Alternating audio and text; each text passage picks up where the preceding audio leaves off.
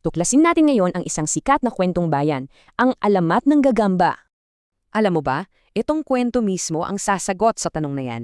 Okay, simulan na natin. Noong unang panahon, may isang dalaga, si Amba. Galing siya sa pamilya ng magagaling na mga habi.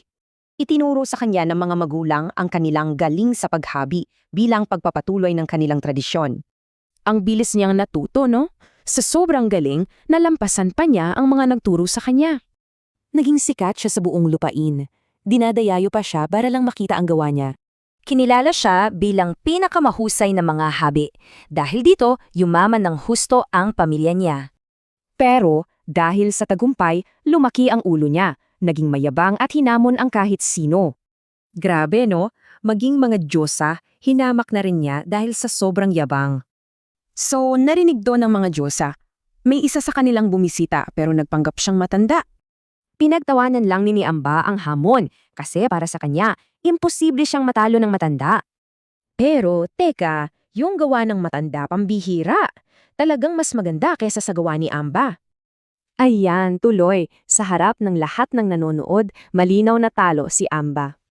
Siyempre, nagalit siya. Imbes na tanggapin, inakusahan pa niyang nandaya yung matanda. Dito na uminit ang ulo niya dahil sa galit, sinugod niya yung matanda para saktan. At dito, biglang nag-iba ang ihip ng hangin.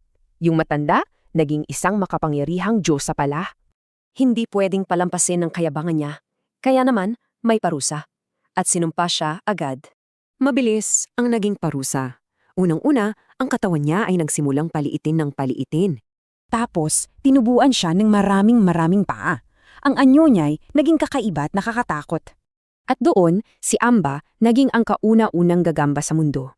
Wala nang nagawa ang mga magulang niya kundi umiyak habang gumagapang siya palayo. Ito ay isang alamat. Isang kwentong may layuning magbigay ng mahalagang aral sa buhay natin.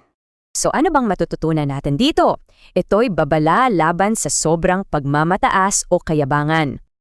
Ang aral, simple lang, pero tumatatak. Huwag maging mayabang, dahil ito'y nagdudulot ng kapahamakan.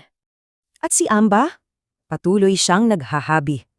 Isang paalala na ang galing, kapag sinamahan ng yabang, nagiging sumpa.